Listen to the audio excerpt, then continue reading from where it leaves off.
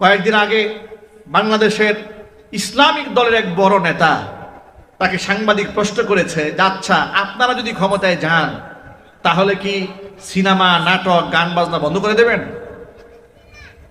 তিনি যদি প্রকৃত ইসলামিক নেতা হতেন তাহলে তিনি কি বলতেন? তিনি বলতেন যে কোরআন এবং সুন্নাহ যেগুলাকে জায়েজ করেছে আমরা সেগুলো রাখবো, যেগুলো নাজায়েজ করেছে আমরা সেগুলো নিষিদ্ধ করে দেব। কথা ঠিক কিনা বলেন? তিনি বললেন না না না, আমরা এগুলো বন্ধ করবো না। আবার জিজ্ঞেস করা হলো আরেকজন নেতাকে, আপনারা ক্ষমতায় গেলে মেয়েদেরকে বুরকা পরতে বাধ্য করবেন? তিনি বললেন না না, আমরা বুরকা পরতে বাধ্য করব না, এটা ঐচ্ছিক ব্যাপার, যার খুশি পরবে, যার খুশি পরবে না। আমি অবাক হয়ে গেলাম, আপনি ধর্মীয় নেতা, আপনি বলে দিন কায়েম করবেন, এই আপনার দিনের বুঝ? পর্দার বিধান তো ঐচ্ছিক নয়, পর্দার বিধান তো আল্লাহ ফরজ করেছেন, আপনি ঐচ্ছিক করেন কেন? ওই সবার কাছ থেকে ভোট পাওয়ার আশায়, গদি দখল করার আশায়? তাহলে এই বক্তব্য প্রমাণ করে যিনি এই জবাব দিয়েছেন যে আমরা ক্ষমতায় গেলে নারীদেরকে বুরকা বাধ্য করব না, ঐচ্ছিক রাখবো, তিনি ধান্দাবাজ। কথা ঠিক কিনা জেনে বলেন? ধান্দাবাজ। আপনি যদি খেলাফত চান, আল্লাহর দিন চান, আপনি স্টেট বলবেন আমার আল্লাহ যা হালাল করেছেন রাষ্ট্রীয়ভাবে হালাল ঘোষণা করা হবে, আমার আল্লাহ যা হারাম করেছেন রাষ্ট্রীয়ভাবে তা হারাম ঘোষণা করা হবে। পর্দা পুশিদা মুসলিম মেয়েদের জন্য অবশ্যই বাধ্যতামূলক করতে হবে। কথা ঠিক কিনা জুড়ে বলেন? এটা রাষ্ট্রের ফরজ আইন, এটা আমার কথা নয়। কোরআন মাজিদ থেকে একটুখানি শোনায় আপনাদের কি আল্লাহ পাক বলছেন, আল্লাযীনা ইম্মাক্কান্নাহুম ফিল আরদি আকামুস সালাতা ওয়া আতাবুজ যাকাতা ওয়া আমারু বিল মা'রুফি ওয়া নাহাউ আনিল মুনকার। বাইক চালাতে হবে, মাথার মধ্যে হেলমেট রাখতে হবে, রাষ্ট্রের আইন আছে না ভাই?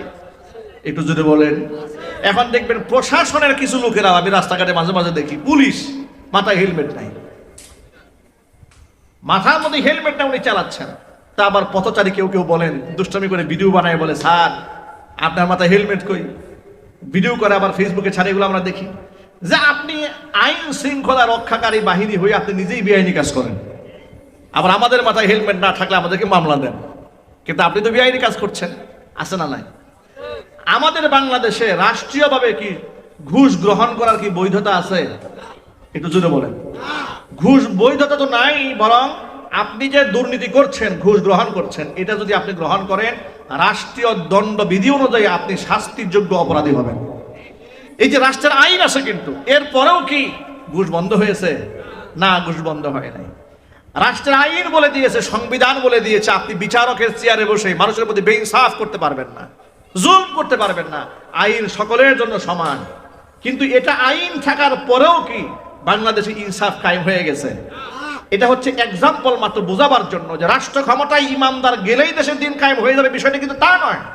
বরং রাষ্ট্র ক্ষমতায় দিনদারেরা গেলে আল্লাহ পাকের আহকামাত গুলো সমাজে বাস্তবায়ন করা খুব সহজ হয়ে যাবে। এবং যেটা আমরা ব্যর্থ হচ্ছি অনেক ক্ষেত্রে, আমাদের বাধা বিঘ্নতা সৃষ্টি হচ্ছে, এই বাধা থাকবে না, মানুষ ব্যাপক হারে ইসলাম বুঝতে সহজ হবে। এই জন্য রাষ্ট্র চেয়ার দখল করার নাম দিন নয়। দিন হচ্ছে আল্লাহ পাকের সমস্ত হুকুম আহকাম মেনে চলা, ব্যক্তি জীবনে, পারিবারিক জীবনে, সামাজিক জীবনে, আন্তর্জাতিক অঙ্গনে, রাজনৈতিক অঙ্গনে, এমনকি জাতীয় সংসদ ভবন থেকে নিয়ে শুরু করে রান্নাঘর পর্যন্ত সকল কিছু আল্লাহর হুকুমে পরিচালনা করার নাম হচ্ছে দিন কায়েম করা। কথা বুঝতে পেরেছি? সুতরাং ওই অপব্যাখ্যা যেন কেউ আপনাদেরকে বোঝাতে না পারে যে ভাই আসেন দিন কায়েম করি, দিন কায়েম করি, দিন কায়েম করি, আর দিন কায়েম করতে গিয়ে চলেন একটু পূজা করি, দিন কায়েম করতে গিয়ে চলেন একটু আমরা নামাজ ছেড়ে একটু আন্দোলন করি, দিন কায়েম করতে গিয়ে আসেন একটু মহিলাদের সাথে বসে একটু আড্ডা দেই।